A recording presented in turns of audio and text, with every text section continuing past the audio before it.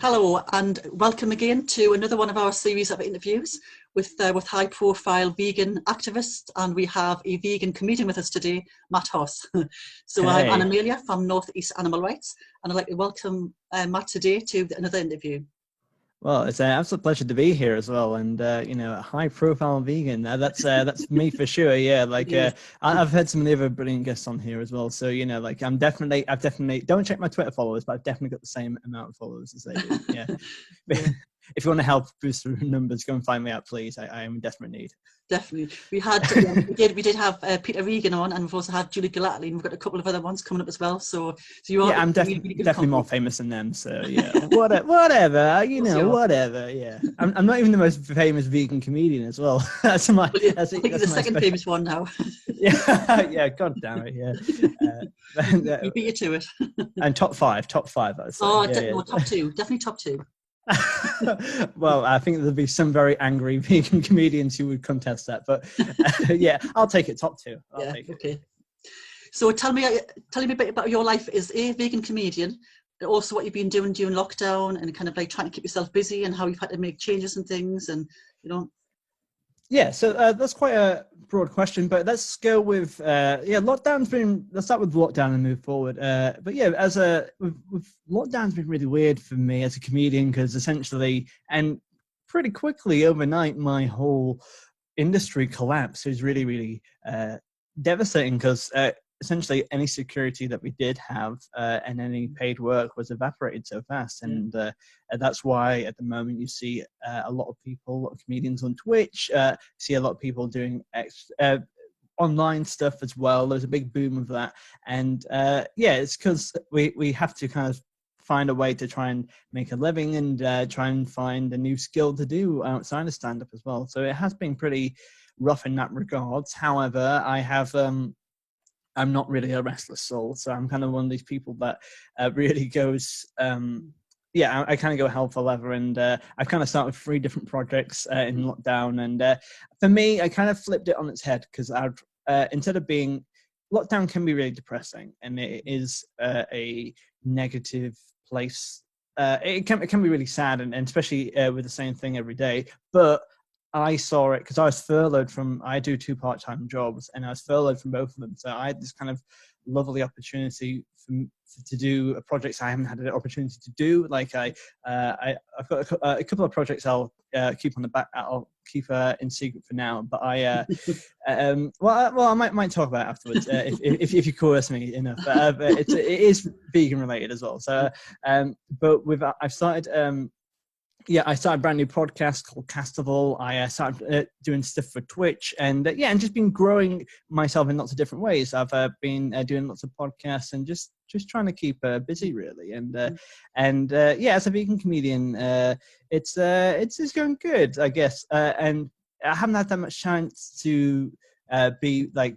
It's been good. I haven't obviously just started getting back into stand up very slowly in real life, but managing to in all fairness, the best thing about lockdown and being a vegan comedian is just being so close to the fridge every day. You know, like that hummus pot, it's rarely left touched. You know what I mean? It's very, very it's devastated every day. I think vegans have been able to manage really, really well, because we're quite self-sufficient anyway, aren't we? So we make all our stuff, and just everything everybody is looking for, we've already got. So well, that's it. Like, you know what? Like I always find it really weird when people are like, oh, I can never give up X, Y, and Z. And it's like, well, you know what? Like, I think vegans are so resourceful. There's so many wonderful things you can make. Like the other day, I saw a video of a man recreating perfectly like a pork pie, but as a vegan one. Like down to that, I was like, and people go, oh, well, the vegans don't eat anything. It's like, well, we put way more effort into our food than you do, mate. Like, oh my, there's a guy who tasted had he measured out everything to see. And I'm not really that kind of person. I'm quite a lazy vegan. I'm kind of like grab a handful of pasta and off you pop. You know what I mean? Sometimes I don't even cook it if I'm bored. But you know what I mean? Like just eating like popcorn. But yeah, it's one of those things where I just I think it's very inventive to be I'm really in admiration of my friends who can make really beautiful stuff as well. I kind of live vicariously through those people because I'm just kind of like, I wish I could be a good cook. I wish I could pretend to be a good cook. But so you didn't try banana bread like everybody else did at the start? you know what? I'm very unmainstream like that. So I'm not a banana bread kind of guy. And you know what you're missing? Well, you know what, I don't, but you know what, it's one of the things in lockdown. Yeah, I've only done one quiz in the whole of lockdown, and I think that's a triumph as well. So that's because I noticed like in the first 12 weeks, I'm like, oh, let's do a Zoom quiz 8 times a week, but then 12 weeks later, that was not the case, and I saw the decline very fast. But, we did that actually. We did a Thursday night one, which was great at the beginning, like week 14, 50, and you're like flagging. Oh God, it's this quiz again. Well, genuinely, I think, and also as a creator as well, I find it really strange because you do have to kind of peek behind the curtain a little bit. Like people do naturally drop off. When you start a brand new project, you get lots of people in it, and then it just slowly, and that's a natural thing because people are excited, and you have to kind of sustain it as well. And there's sometimes people in this modern world, it's very hard to have that commitment to a certain thing when there's billions of things to grab your attention as well. So we have to work extra hard as creators to kind of make it sellable and interesting, and so that's what I've been trying really hard with recently as well. I remember from an earlier conversation when you did the festival, you told me that you had a qualification in comedy. What's the exact title of it? Yeah, so I am officially a master of stand-up comedy. I have a master's in stand-up comedies from the University of Kent. So if only I studied for 3 more years, and I'll be a doctor of comedy. Unlike Doctor Comedy, I'll be like, sorry, your pun's in the wrong place, and something like that. So did you have to do a dissertation and everything for that? And what? Yeah, so the way it works, so a little bit of background. I went to the University of Kent starting in 2012, and I did a drama degree, joint honours with classics, and in my first week I saw there was a stand-up comedy masters, and I knew straight away that I wanted to do it. It was run by Dr. Oliver Double, who is was my lecturer, and also he's he literally wrote the book on stand-up comedy, and he's a really wonderful and lovely person as well. So I noticed it was a comedy degree, so I kind of spent the next 3 years really working hard to try and do that. And so the way it would work is the first term you would have to perform every week doing new material, and there's workshops on top of that. In the second term, you have to do experimental comedy module, and finally you have to do a dissertation. And my dissertation was about how stand-up comedy can create change and what are the effects beyond the stage. And I guess that kind of did relate to I really love the comedy which makes you feel, the comedy which makes you connect as well. And I think that's the kind of comedy I wanted to do as well. I'll be honest, I'm not exactly provocative, kind of like a mic drop kind of person. I'm quite more warm and genteel and a bit more emotionally vagabond person as well. And so in terms of but I did want to make changes in a very subtle way. So that's what I did with the Vegan Comedy Club. I ran Viva Las Vegans, and the idea of that was to kind of push, to normalize veganism, because I wanted people to come up on stage, all the performers were vegan, and them just to seem as accessible, normal people. And I think and I think it did do a lot of good. And people did say, aren't you just converting, preaching to get converted? But it really wasn't that, because we genuinely, about 50% of the room were vegan, 50% were omnivores, and no vegetarians. They wouldn't do that, but for some reason. But people checked it out. People were pretty open minded about it, and I think it wasn't pretentious, and it was my way of doing activism as well, because I get a little bit bashful in situations in other circumstances, so I get a little bit scared, but that's not my type of activism. So, but I think it's important to do your own version of it as well, whether it can be as little or large as you want. And I think for me that was just talking about it as well. And also in the show I was going to do at Edinburgh Fringe this year, unfortunately that was cancelled. I was going to do a really long bit about veganism, because I wanted to talk about it last year, but it wasn't quite there yet. And sometimes with ideas you need to let them ferment and just kind of digest a little bit to get them in the right place. And I was at that point with veganism where I was able to articulate and kind of talk about it in a way which was incredibly funny, but also persuasive, but not in your face kind of way, because I didn't want it to be. I wanted it to be attractive as well, and I don't mean that in a cynical way. I just meant it to be like, you know what, that's something I haven't considered before, in a refreshing way as well. So even if the most meaty eater came and saw it, I could try and disarm them to kind of think in a different way, or at least consider the idea a bit more as well. Yeah, I think it is very important to, I mean, I think veganism is much more normal these days. I mean, when I was vegan sort of like 8 or 9 years ago now, it's kind of, it's come on leaps and bounds. Everybody knows pretty much what a vegan is. I mean, you've got to pretty much be an alien to not understand what it is, or to not get the gist of it, or say you've heard it. So you talked about doing activism. We always say that you can do activism in loads of different ways, whether it's, doing what we do, which is, do a stall in Newcastle every weekend. You can sign petitions. You can do. You can talk to the council. You can talk to different people. But what you're doing actually is still a very valid form of activism, because you don't have to put yourself out there as a vegan comedian. You could just be a comedian. So the fact that you're doing veganism in that as well, and it's a very accessible way, because if you're making people laugh, I think we try to approach our outreach through education, humour, laid back, chills and everything. And I think that's a really, really good place to get people to talk to you about it.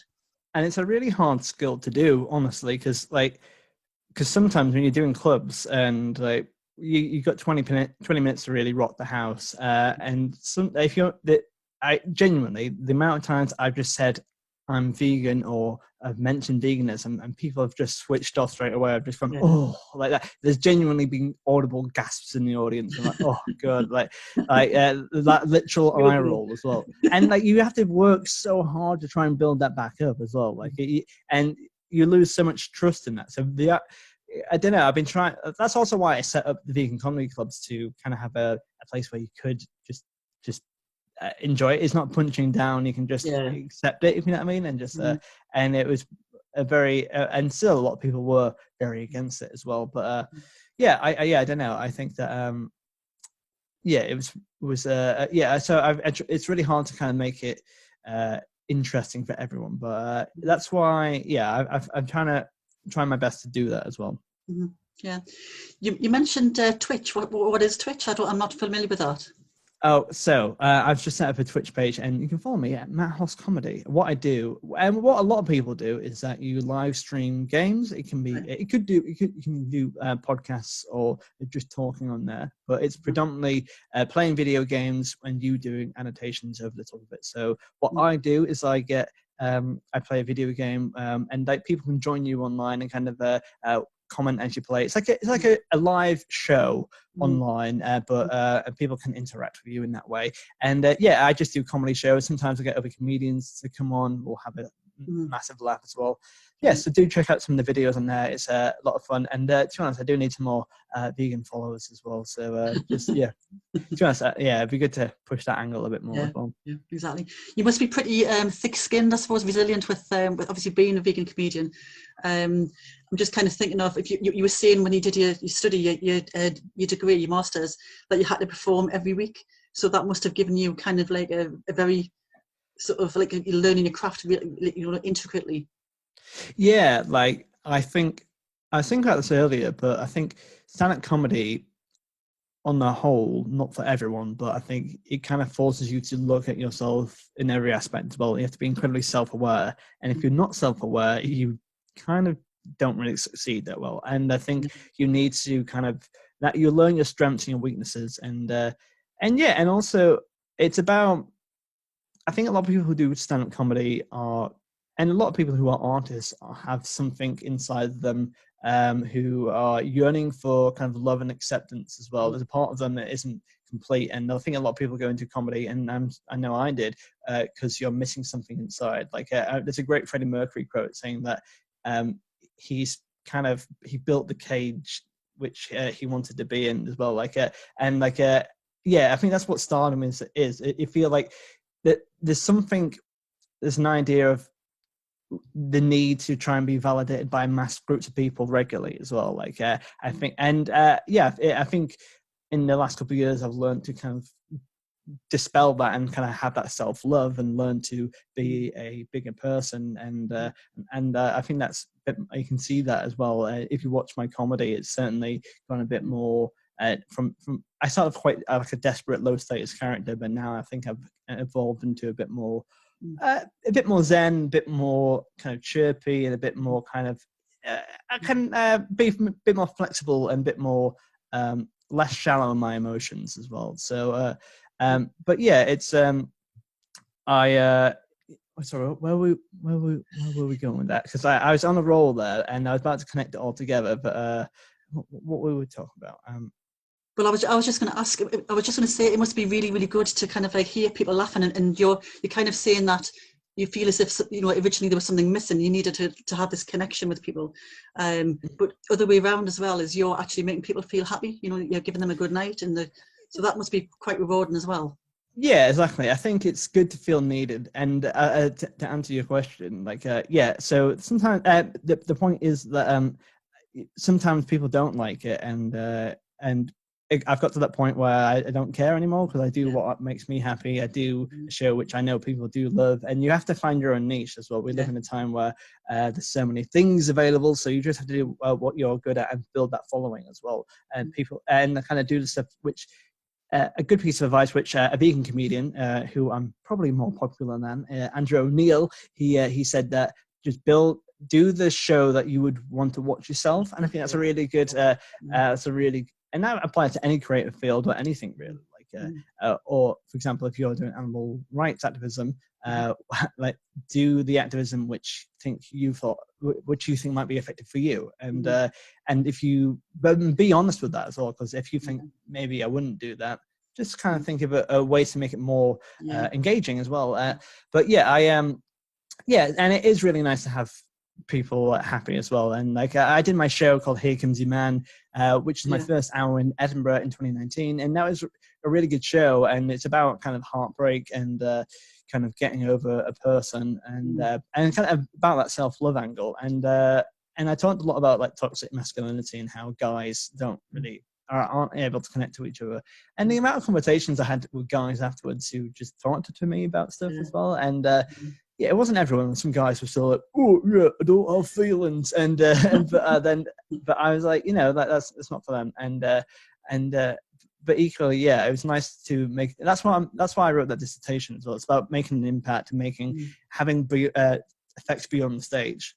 Mm-hmm. Mm-hmm. Yeah. So what's next for Matt Hosson as a comedian? I mean, I know you're doing, obviously, we're coming out of lockdown now. Are you able to get out and about? Are you able to, I know you can't do, I suppose we can do open air shows, but you can't really do much in terms of, like, you know, like sort of pubs and anything like that. So what are you doing now? So stand-up is slowly coming back, and it's nice because I think it's now it's allowed, but it's still going to be a slow industry where, I'm not the most famous comedian in the world, so it'll take a long time for things to get back. We all know you. We all know who you are. Yeah, well, if you're going to book me, I'm definitely available. So I can do a gig for you, no problem. So I'm slowly getting back to doing that, which is really going to be fun. But I'm going to be doing, I think I've got some gigs in the diary. I just did Deershed Festival, which is in Thirsk, and that was my first gig back, which it was, I did like a radio show as well as a live podcast as well. So, but I'm working on Castival, which is my new podcast, which is where I ask amazing guests to pitch their dream music festival, and we've got people again like Andrew O'Neill and Carl Donnelly, vegan comedians on, and Michael Legg as well, 3 vegan comedians on as well. So you can check out their festivals, and I'm going to be doing a lot more Twitch as well, because I've realized the amount of money you can save just by doing shows in your own home as well, and and people can connect to you in that way as well. So I think I'm going to do more online stuff actually, and it's and that's what I've learned from lockdown as well, that the resilience of learning how much you can do in your own home as well. So so there's that. you know You what said, else am I doing? you said you had a couple of top secret things, which I might be able to coerce Oh you. yeah, okay. Well, I'll tell you what. That's you kind of coaxed it out of me. Like, can you try and do it a little bit more, just so I look like I've been hard like nut to crack? Because I will tell you, but I need to like pretend that. Matt, come on, you have all these fans. They really, really need to know what you're doing. Come on, you've got to. We can't sleep tonight if you don't tell us.